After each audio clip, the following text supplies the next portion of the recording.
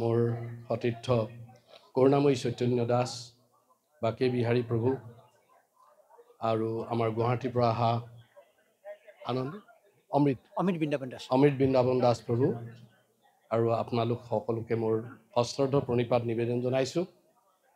মই নিজকে খুব ভাগ্যৱান অনুভৱ কৰিছোঁ, কাৰণ এই বঙাইগাঁওখন মোৰ জন্মস্থান। ইয়াতে মোৰ জন্ম হৈছিল। আজিৰ পৰা প্ৰায় 63-62 বছৰ আগত মই 62 বছৰীয়া এজন যুৱক হিচাপে আহিছোঁ ইয়ালৈ। আৰু মোৰ আয়ে কৈছিলে যে তুমি মাজে মাজে বঙাইগাঁও গৈ থাকিবা। আৰু মই আহোঁ মাজে মাজে। আগতে ইয়াতে মন্দিৰ আছিলে, দীপক শৰ্মা প্ৰভু, দীনপ্ৰৱণ প্ৰভু, কৰুণাময়ী প্ৰভু, আমি একদম আৰম্ভণিৰ পৰা ইয়াত আহি আছিলোঁ। আৰু আমাক বাটকটীয়া হিচাপে বৃন্দাপতি প্ৰভুৱে বাট দেখাইছিল। যে প্ৰশ্ন এটা আহে যে মন্দিৰ কিয় লাগে? মন্দিৰটো ঘৰতো আছে আমাৰ সকলোৰে, এনেকৈ এটা মন্দিৰ কিয় লাগে?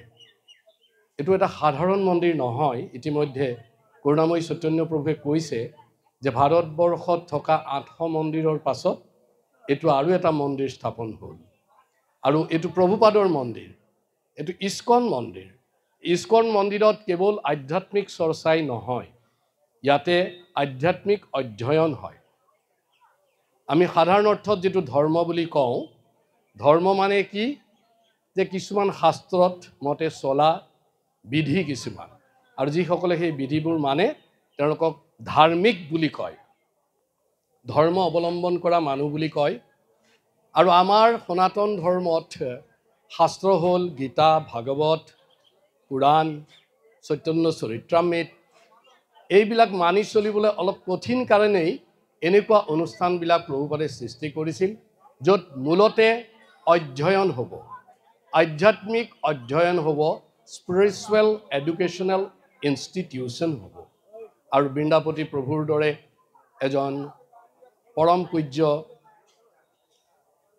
পৰম বৈষ্ণৱ থাকোঁতে এই কাম ফেৰা সহজ হৈ উঠিব। আৰু আমাক সকলোকে এই কথাত সহায় কৰিব। আমি সঁচা অৰ্থত শাস্ত্ৰ অধ্যয়ন কৰিম, ইয়াত আহি শাস্ত্ৰ অনুশীলন কৰিম, আৰু আমি এজন ধাৰ্মিক প্ৰকৃত ধৰ্ম অৱলম্বনকাৰী লোক হিচাপে নিজকে সমাজত স্বীকৃতি দিবলৈ সক্ষম হ'ম। এই অৰ্থত আজি এটা খুব ডাঙৰ পবিত্ৰ অনুষ্ঠান হ'ল, যি অনুষ্ঠানত আমি এটা ইস্কনৰ আধ্যাত্মিক অধ্যয়ন কেন্দ্ৰ, আধ্যাত্মিক শিক্ষণ কেন্দ্ৰ, আধ্যাত্মিক অনুশীলন কেন্দ্ৰ এটা স্থাপনৰ বাবে আগবাঢ়িছোঁ।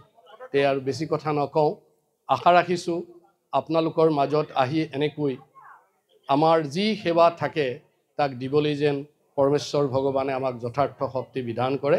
এই আশাৰে আজি এই শুভ মুহূৰ্তত মই প্ৰভুপাদক স্মৰণ কৰি সকলোকে মোৰ প্ৰণিপাত জনাই ইমানতে বিৰাম কৰিছোঁ। হৰে কৃষ্ণ।